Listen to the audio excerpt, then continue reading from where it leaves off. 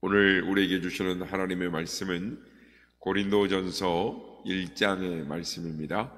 고린도전서 1장 1절에서 4절까지의 말씀을 교독하시고 마지막 절은 함께 합독하겠습니다.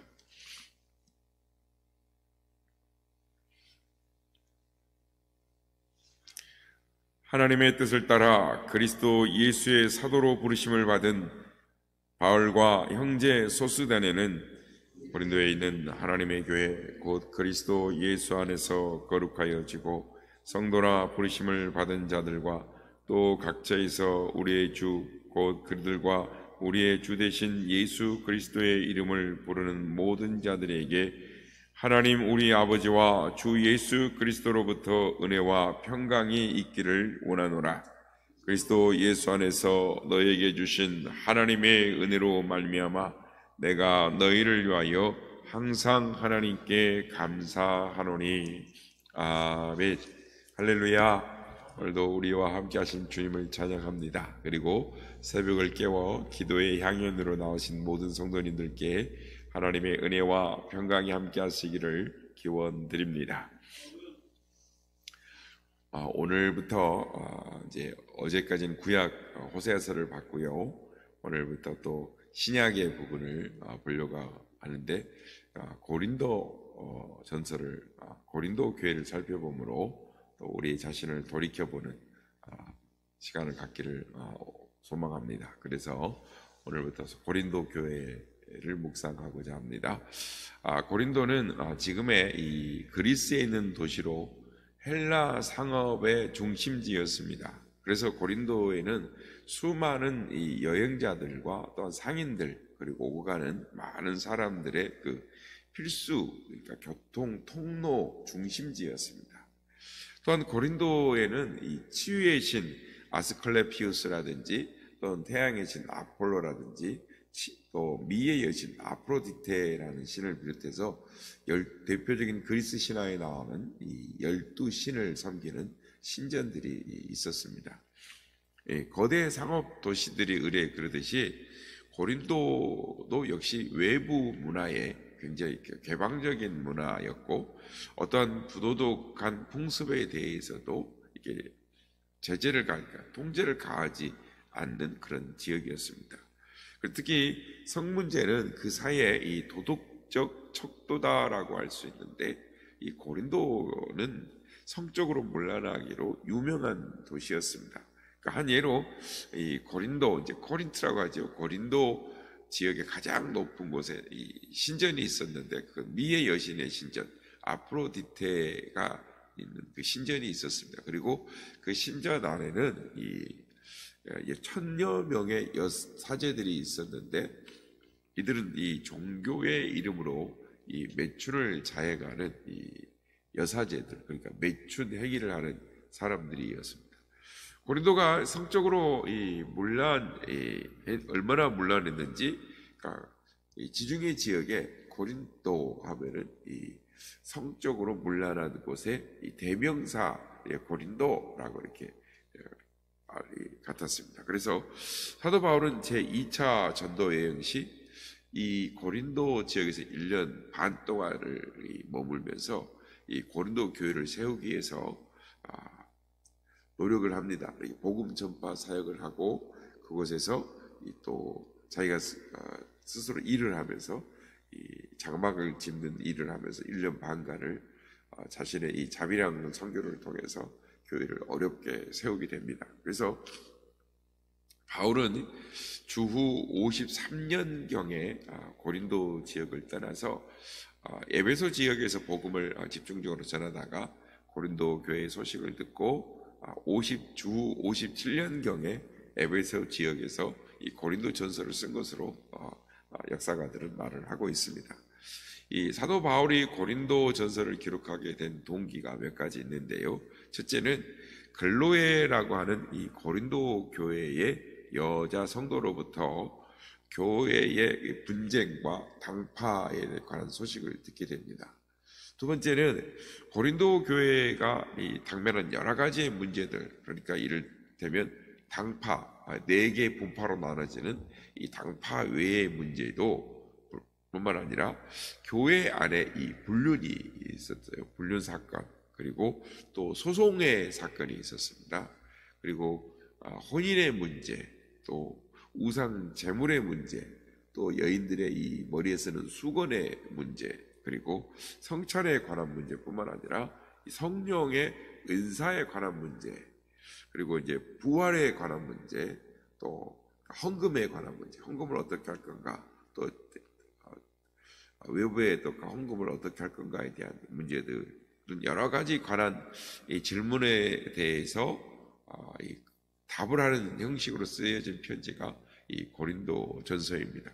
어쨌든 고린도 교회는 허물이 많은 교회, 또 분쟁이 많은 교회, 그래서 조금 어떻게 보면 그런 지역에 세워진 교회다 보니까 교회 그러면 굉장히 골치 아픈 교회였습니다. 오늘날로 보면 미리 오늘날 지역에 세워진 이 문제 많은 교회를 대표한다라고 할 수 있겠습니다. 그래서 이 사도 바울로 하여금 여러 교회들을 세웠지만 이 고린도 교회가 사도 바울로 하여금 눈물을 많이 흘리게 하고 또 근심하게 하고 또 하나님 앞에 많이 기도했던 교회였습니다. 그럼에도 불구하고 오늘 본문을 보면 이 사도 바울은 이 교회를 향하여 하나님의 교회라고 부르고 있습니다.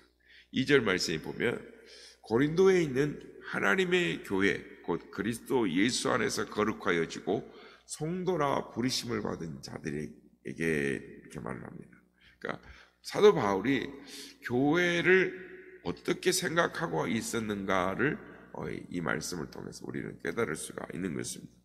오늘 시간에는 사도 바울이 이렇게 문제가 많은 고린도 지역의 교회, 성도들에 대해서 어떻게 생각하고 있었는가, 고린도 교회가 문제가 많음에도 불구하고 어떠한 감사를 드리고 있었는가를 살펴보므로 우리에게 도전을 받고 또 우리 자신을 바라보므로 하나님 앞에 감사할 수 있는 우리 모두가 되실 주의 이름으로 축복합니다. 2절에 보면 고린도에 있는 하나님의 교회라고 말씀을 시작합니다. 이 말의 뜻은 교회는 하나님의 교회라는 것입니다. 교회의 소유권은 하나님께 있습니다.